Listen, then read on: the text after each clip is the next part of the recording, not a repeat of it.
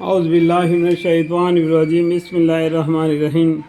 اے ایمان والو، ایسے فضول باتیں مت پوچھو کہ اگر تم سے ظاہر کر دی جائے تو تمہاری ناگوری کا سبب ہو، اور اگر تم زمانہ نزول قرآن میں کارآمد باتیں پوچھو تو تم سے ظاہر کر دی جاوے۔ وہ سوالات گزشتہ اللہ تعالیٰ نے معاف کر دیے، اور اللہ تعالیٰ بڑے مغفرت والے، بڑے علم والے ہیں۔ ایسے باتیں تم سے پہلے اور لوگوں نے بھی پوچھی تھی، پھر ان باتوں کا حق نہ بجا لائے۔ اللہ تعالیٰ نے بحیرہ کو مشورہ کیا ہے، بحیرہ کو مشورہ کیا ہے، اور نہ صاحب کو، اور نہ وسیل کو، اور نہ حامی کو، لیکن جو لوگ کافر ہیں وہ اللہ تعالیٰ پر جھوٹ لگاتے ہیں، اور اکثر کافر انہی کے عقل نہیں رکھتے۔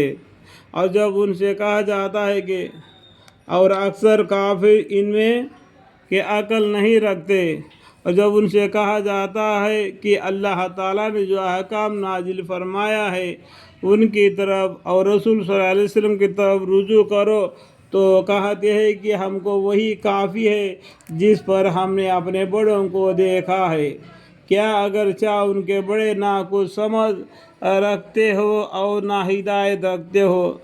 اے ایمان والو، اپنی فکر کرو، جب تم راہ پر چل رہے ہو تو جو شخص گمراہ رہے تو اسے تمہارا کوئی نقصان نہیں۔ اللہ ہی کے پاس تم سب کو جانا ہے، پھر وہ تم سب کو جتلا دیں گے جو کچھ تم سب کیا کرتے تھے۔ اے ایمان والو، تمہارے پاس دو شخص کا وصیہ ہونا مناسب ہے۔ جبکہ تم میں سے کسی کو موت آنے لگے تو وصیت کرنے کا وقت ہو، وہ دو شخص ایسے ہو کہ دیندار ہو اور تم میں سے ہو، یا غیر قوم کے دو شخص ہو، اگر تم کے سفر میں گئے ہو پھر تو پرواہ کا موت کا پڑ جاوے۔ اگر تم کو شب ہو تو ان دونوں کو بعد نماز کے روک لو، پھر دونوں خدا کی قسم کھائے کہ ہم اس قسم کے عوض کوئی نفع نہیں لینا چاہتے، اگرچہ ایک قرابت دار بھی ہوتا۔ اللہ کی بات کو ہم پوشیدہ نہ کریں گے، ورنہ ہم اس حالت میں سخت گناہگار ہوں گے۔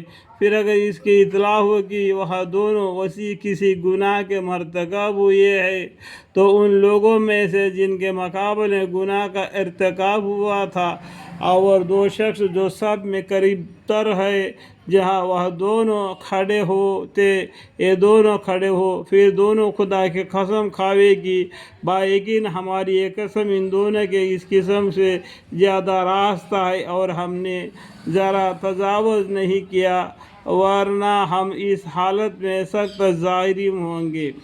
یہ بہت قریب ذریعہ ہے اس امر کا کہ وہ لوگ واقعہ کو ٹھیک طور پر ظاہر کر دے، یا اس بات سے ڈر جاوے کہ ان سے قسمیں لینے کے بعد وارث پر قسمیں متوجہ کی جاوے گی۔